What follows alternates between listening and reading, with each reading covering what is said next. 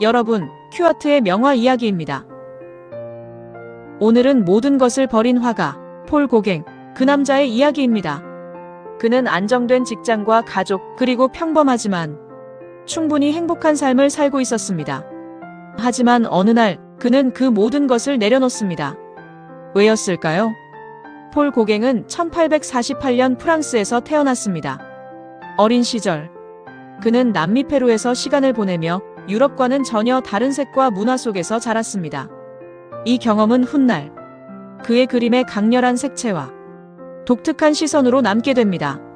성인이 된 그는 파리에서 증권 중개인으로 일했습니다. 당시 그는 안정된 수입과 가족을 가진 누구나 부러워할 만한 삶을 살고 있었습니다. 그리고 그림은 그저 취미에 가까웠습니다. 하지만 그의 마음속에는 늘 설명하기 어려운 갈증이 있었습니다. 지금의 삶이 충분히 안정적이었지만 어딘가 채워지지 않는 느낌이 있었던 것입니다. 당시 고갱은 단순히 그림을 취미로 그리는 것을 넘어 당대 최고의 화가였던 피사로, 세잔, 르누아르의 작품을 수집하는 열정적인 컬렉터이기도 했습니다. 그는 퇴근 후 밤늦도록 캠퍼스 앞에 앉아 그들의 화법을 연구하며 자신만의 색깔을 고민했죠. 하지만 직업적인 성공과 예술적 욕망 사이에 간극은 점점 커져만 갔습니다.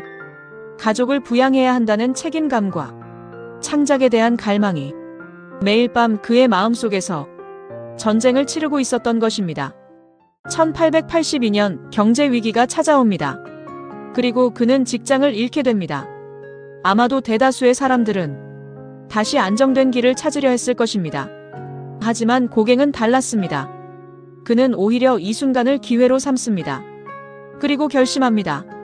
이제 그림으로 살아가겠다고. 이 선택은 결코 가볍지 않았습니다. 그의 삶은 점점 불안정해졌고 경제적인 어려움은 계속되었습니다. 결국 그는 가족과 떨어져 지내는 시간이 길어졌고 그의 삶은 점점 예술 중심으로 기울어집니다. 주변 사람들은 이해하지 못했습니다. 안정된 삶을 포기하고 불확실한 길을 선택한 그를 보며 많은 사람들이 고개를 저었습니다. 하지만 고갱은 멈추지 않았습니다. 그는 점점 더 깊이 자신만의 그림을 찾아가기 시작합니다. 그리고 1888년 그는 한 화가를 만나게 됩니다. 바로 빈센트 반 고흐입니다. 두 사람은 프랑스 남부 아르에서 함께 지내며 예술에 대해 끊임없이 이야기합니다. 그들은 서로에게 큰 자극이 되었지만 동시에 매우 다른 사람이었습니다. 고흐는 감정이 강했고 고갱은 보다 이성적이며 구조적인 성향을 가지고 있었습니다.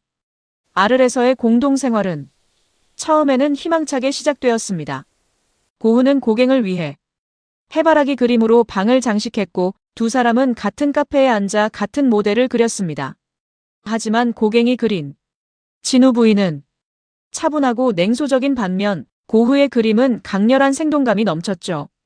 이러한 근본적인 예술적 견해 차이는 매일 밤 격렬한 토론과 다툼으로 이어졌습니다. 고갱은 고흐의 불안정한 정서를 견디기 힘들어했고 고흐는 유일한 동료인 고갱이 자신을 떠날까봐 두려워했습니다. 그 차이는 점점 갈등으로 이어집니다. 그리고 결국 어느 날 밤 두 사람 사이에 큰 충돌이 일어납니다. 그 사건 이후 고갱은 아르를 떠나게 됩니다. 그리고 그 시기는 고흐의 유명한 귀 사건과 겹치며 미술사에서 중요한 순간으로 남게 됩니다. 그 후 고갱은 또 한 번의 큰 결정을 내립니다. 그는 유럽을 떠나기로 합니다. 1891년 그는 남태평양의 섬 타히티로 향합니다. 그는 그곳에서 문명에 오염되지 않은 삶을 찾고자 했습니다. 자연과 인간이 더 가까운 단순하고 본질적인 삶을 꿈꾸었던 것입니다. 타히티에서 그는 새로운 세계를 경험합니다. 강렬한 색, 단순한 형태, 그리고 이전과는 전혀 다른 삶의 방식. 이 경험은 그의 그림에 그대로 담깁니다. 그의 작품은 점점 더 강렬해지고 더 단순하면서도 깊은 의미를 가지게 됩니다. 타히티에 도착한 고갱은 원주민들의 신화와 관습을 탐구했습니다.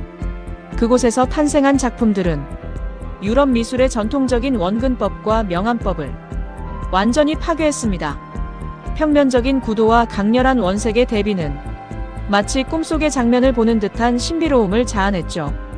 그는 현지 여인들을 모델로 세우며 그들의 삶 속에 녹아있는 근원적인 생명력을 포착하려 애썼습니다. 이 시기에 그린 그림들은 단순히 이국적인 풍경을 옮긴 것이 아니라 인간의 순수한 본능과 영혼의 울림을 시각화한 것이었습니다. 대표적으로 그는 인간 존재에 대한 질문을 담은 작품들을 남깁니다. 우리는 어디서 왔고 무엇을 위해 살아가며 어디로 가는가? 하지만 현실은 그가 꿈꾸던 것처럼 아름답지만은 않았습니다. 경제적 어려움은 계속되었고 건강 문제와 고립감도 그를 괴롭혔습니다. 그럼에도 불구하고 그는 그림을 멈추지 않았습니다.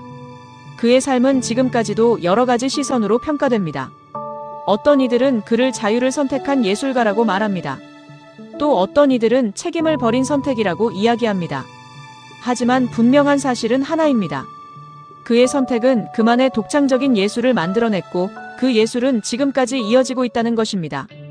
그의 그림은 단순한 풍경이 아닙니다. 그것은 질문입니다. 우리는 정말 원하는 삶을 살고 있는가? 우리는 무엇을 위해 선택하고 있는가? 그리고 그 질문은 지금 이 순간을 살아가는 우리에게도 그대로 이어집니다.